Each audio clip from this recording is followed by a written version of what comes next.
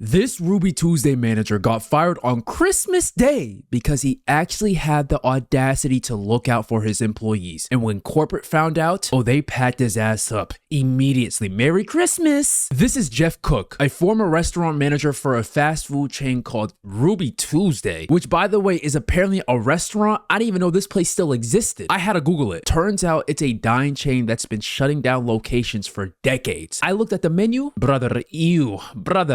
You couldn't pay me to eat there. But here's the real kicker. Jeff worked there for 19 years. 19 years of his life. That's a prison sentence. Damn near 2 decades of his life. Holidays, weekends, birthdays. All for a company that just tossed him aside like he was some expired cheese. No thanks, no loyalty, no spine. It's just corporate America doing what it does best. Using you up, then just tossing you out. I got fired from my job on Christmas, after 19 years working for the company. I'm not gonna say their name, but it rhymes with Booby Tuesday. Started as a server when I was 19 years old, became a bartender. I did shift leading for a while. I was assistant general manager for years, and then I finally became the general manager. Very proud of that. I worked really hard for that. 19 years, I never missed a day of work. I've always showed up. I've always been consistent. Always done everything. I've watched the company go from 1,000 stores down to 195. I've went the whole way with the company. Did you hear what this man just said? He worked at this establishment for 19 years. He started from the very fucking bottom. From a server all the way up to a general manager, not missing a single day. Do you guys realize there's about 260 working days per year? By my math, this man worked about 4,940 days in those 19 years without calling out one time. One time, he didn't miss a single motherfucking day. Really thinking about that is terrifying. Bro, that is not like a work-life balance. That is a hostage situation. I worked at jobs where I was calling out like it was a competitive sport.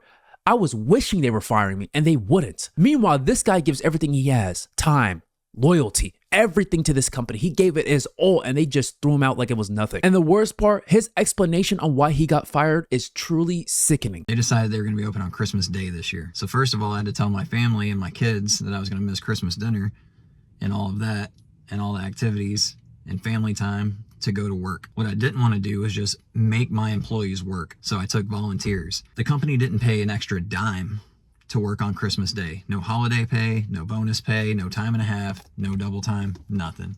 But they expected me to just make people work, which I didn't want to do.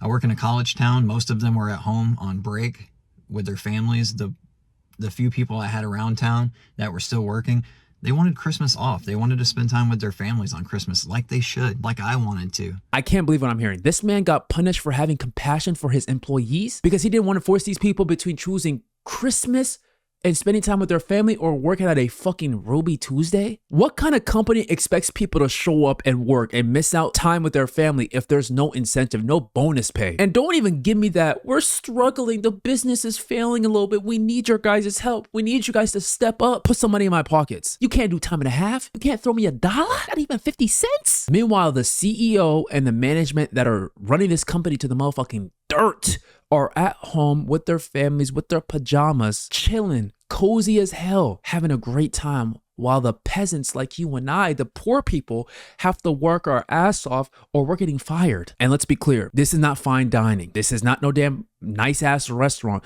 This is a Temu Applebee's that's attached to a strip mall. You got me fucked up if you think I'm spending all this time working here and getting fired like that. And somehow, and I don't know how he did it, James managed to get a few employees to actually show up and work that shift. But let's just say things got really ugly. I was not going to fire anybody for not working on Christmas. So the 4 of us did the absolute best we could, and we got killed. I cooked all the food by myself. I had a host, I had a server, and I had a brand new shift leader first day out of training that was trying to help out wherever she could.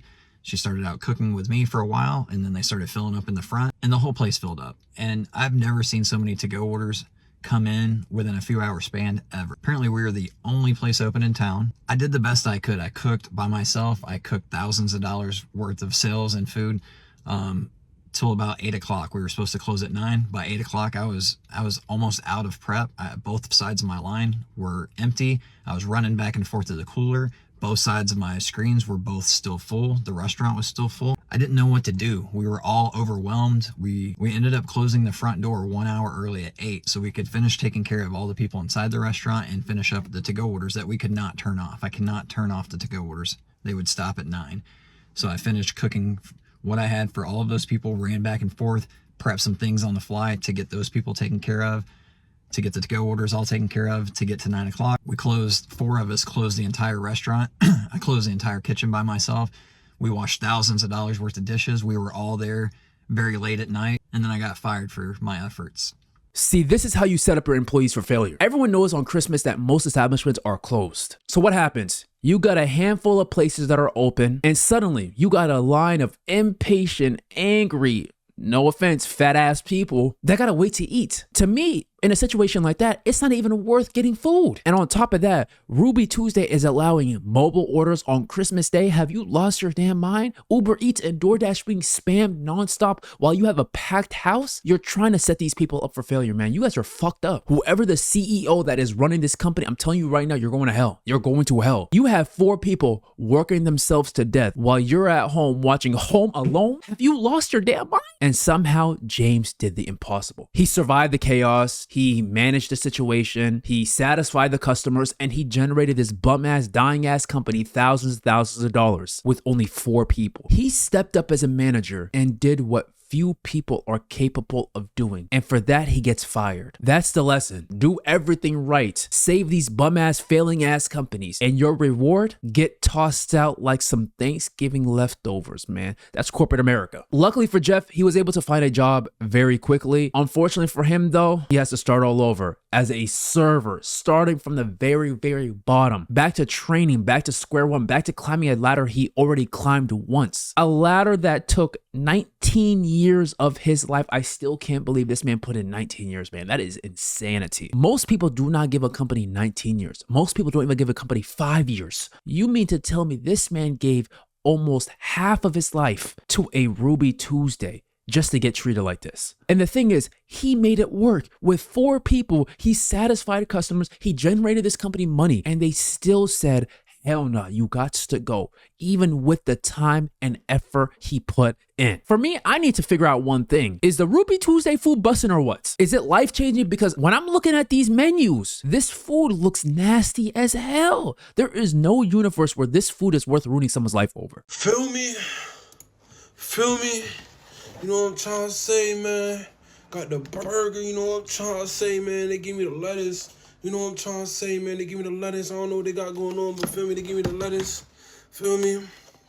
Lettuce, tomato, got to take the onions off, feel me? Bro, y'all got me fucked up. There is absolutely no way I'm eating this. Hell no. I don't even celebrate Christmas, but I'll tell you this right now. I would rather eat those bland ass, nasty ass, pasty ass food that y'all be posting than walking into a Ruby Tuesday and having whatever the hell that was. And if you check out Ruby Tuesday's social media, oh man, they're getting absolutely destroyed nonstop. And for some reason, they still haven't turned off the comments on TikTok. How dumb is this company? I'm trying to tell you, I didn't even know this place was real until this whole controversy happened. I looked it up just to make sure. And it literally says it's unlikely you'll find a Ruby Tuesday very close by as the chain significantly downsized after bankruptcy. Y'all are finished. Stop acting like y'all are some big dogs. The local Mexican food truck that I could just walk outside and look at right now, that shit got more pull than you, is nicer to me, is nicer to its employees, and the food is bussin'. And from the looks of it, Ruby Tuesday hasn't made a single official statement about this whole mess. This is probably the most media attention this company has ever seen. And you could tell they're panicking just by the way that they're trying to figure out this whole situation. They only have, what, 204 locations? I'll tell you this right now. In about 5 years, they might have like 10. But the moral of the story, do not give your life to these greedy ass companies. You're just a pawn in their toolkit, a cog that they can just replace or toss aside in an instant if you show any sort of compassion towards the employees that you are managing. Can you believe that? And also, fuck Ruby Tuesday. I'm wishing the best to Jeff in his endeavors because I'm telling you this right now, man, this is fucked up. This is awful.